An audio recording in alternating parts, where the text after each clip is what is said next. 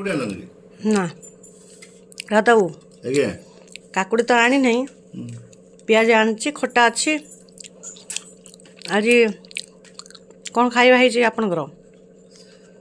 ଆଜି ହେଇଛି ଚିକେନ ତରକାରୀ ହୁଁ ଓଉ ଖଟା ହୁଁ ଶୁଖୁଆ ଚଡ଼ଚଡ଼ି ହୁଁ ଆଉ ଶିମ୍ବ ଆଳୁ ଭଜା ହୁଁ ଏଟା ବି ଗୋଟେ ଚିକେନ ପୁରୁଣା ଚିକେନଟା ବୋଧେ ହୁଁ ଏତିକି ଆଉ ପିଆଜ ହଉ ଖାଅନା କେମିତି ଲାଗୁଛି କାକୁଡ଼ି ଦେଖିବା। ସିନା ଟିକେ ଆଣିଥାନ୍ତ କାକୁଡ଼ିଟା ଆଣି ନାହିଁ ଆଉ ମୁଁ ଏଇ ଓଉ ଖଟାଟା ଅଛି ବୋଲି ମୁଁ ଆଉ କାକୁଡ଼ି ପ୍ରତି ଧ୍ୟାନ ଦେଲିନି।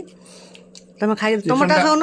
ଚିକେନଟା ଦେଶୀ ବା ହୁଁ ହୁଁ ଭଲ ହେଇଛି ଭଲ ଲାଗୁଛି ବଢ଼ିଆ ଖଟାଟା ଖାଇକି ଟିକେ ଦେଖ। ଇଏ ତ ମୁଁ ଖାଇସାରିଲି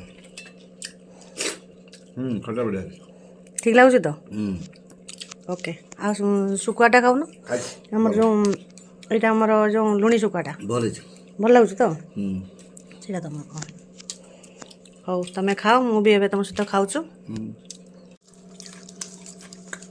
ବାପମତୀ ପଇସା ପଇସା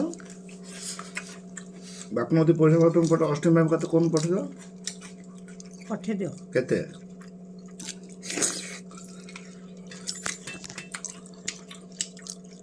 ସାର୍ଟ କିଣିବ କହୁଥିଲା 500ଟା ପଠେଇଲୁ ତା ସାର୍ଟ କିଣୁ ଯାଉଛୁ ୟା କତିକି କେତେ ପଠେଇଲୁ 300 ରେଲୁର ତାକୁ ୟା କତିକି 500 ପଠେଇଛୁ ବୋଧେ ସେ 300 ପଠେଇନି ତାକୁ